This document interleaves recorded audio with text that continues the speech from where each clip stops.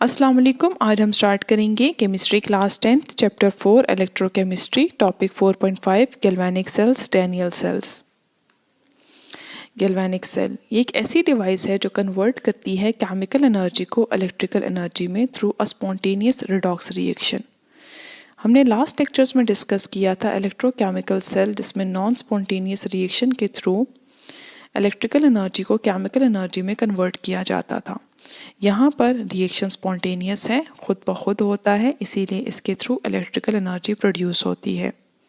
सबसे पहले इस सेल को डिस्कवर किया था अलेजेंड्रो वोल्टा ने, इसीलिए इस सेल को हम वोल्टाइक सेल भी कहते हैं। जबकि इसके पहले सेल को कंस्ट्रक्ट किया था फ्रेडरिक डैनियल ने by using zinc and copper electrode, इसीलिए इसको हम डैनियल सेल भी कहते हैं। Components of a Daniell cell, इसमें जिंक और कॉपर यूज़ किया है। तो जिंक इलेक्ट्रोड जो है उसको हम एनोड बनाएंगे और कॉपर इलेक्ट्रोड को कैथोड। हर इलेक्ट्रोड को उसके अपने सोल्यूशन में उसको डिप करेंगे, यानी कि जिंक इलेक्ट्रोड को जिंक के सोल्यूशन में और कॉपर के इलेक्ट्रोड को कॉपर के सोल्यूशन में।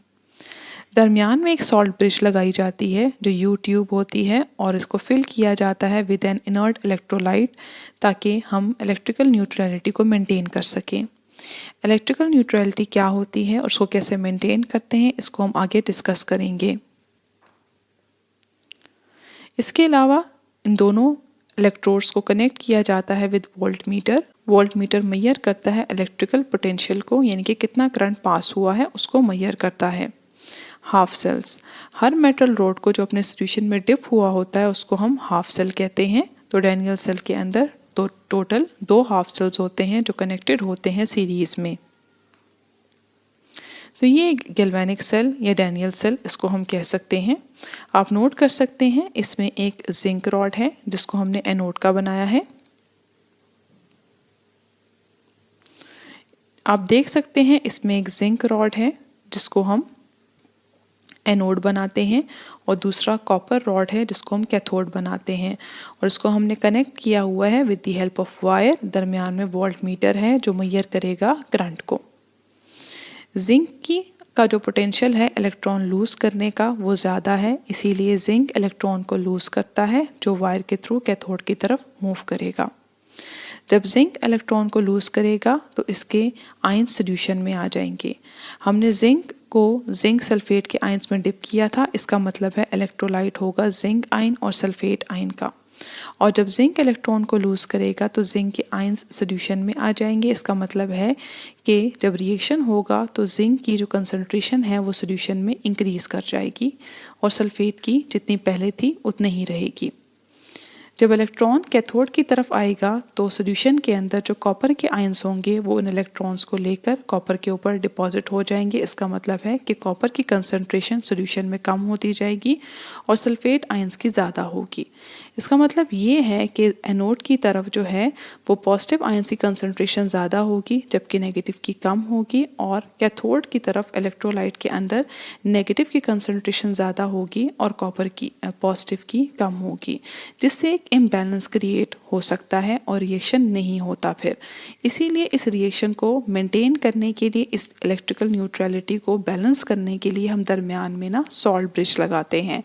सॉल्ट ब्रिज के अंदर एक सॉल्ट होता है जो एक इनर्ट इलेक्ट्रोलाइट होता है। हमें पता है कि सॉल्ट अपने आयंस में स्प्लिट करता है।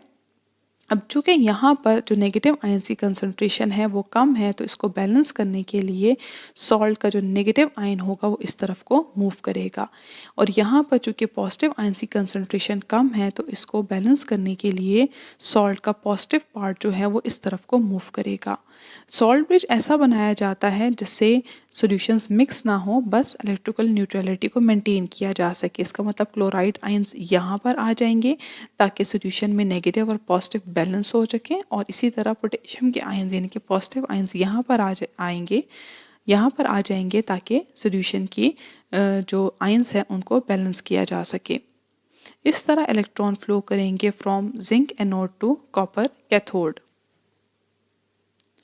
इलेक्ट्रॉन फ्लो, जैसे कि अभी हमने नोट किया कि इलेक्ट्रॉन फ्लो करते हैं from zinc anode to copper rod cathode through external wire. Zinc electron को लूज करता है जो वायर के थ्रू मूव करता है कैथोड की तरफ। जिंक ने इलेक्ट्रॉन लूज किया और जिंक आयन में कन्वर्ट हो गया। इसी तरह कैथोड की तरफ जो कॉपर आयंस होंगे वो इलेक्ट्रॉन को लेकर कॉपर के ऊपर डिपॉजिट हो जाएंगे। ये फिनोमेना इसीलिए होता है क्योंकि जिंक की टेंडेंसी टू ऑक्सीडाइज कॉपर से ज़्यादा होती है। एट एनोड जिंक ने इलेक्ट्रॉन लूज किया एंड एट कैथोड कॉपर ने इलेक्ट्रॉन गेन करके वो कॉपर रॉड के ऊपर डिपॉजिट हो गया। Concept assessment exercise 4.2 Sketch a voltaic cell labeling the cathode, the anode and the direction of flow of electrons. Use the following chemicals: silver, zinc, silver nitrate and zinc sulfate. It means कि हमने दो rod लेनी है zinc और silver की।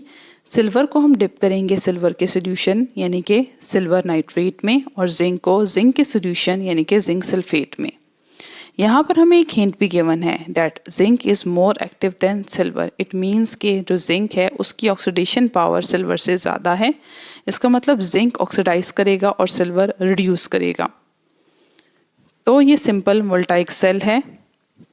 इसमें एक anode होगा तो हम एक रॉड के ऊपर एनोड लिख देते हैं और दूसरी रॉड के ऊपर cathode.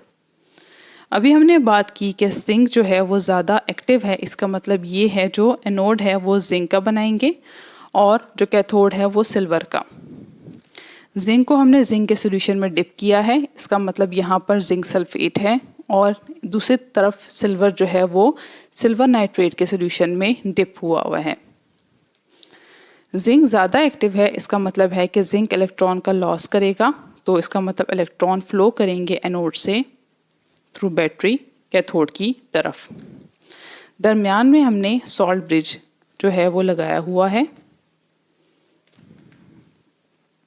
Salt bridge electrical neutrality को मेंटेन करता है। लाइक हमने यहाँ पर KCl सॉल्ट लिया है।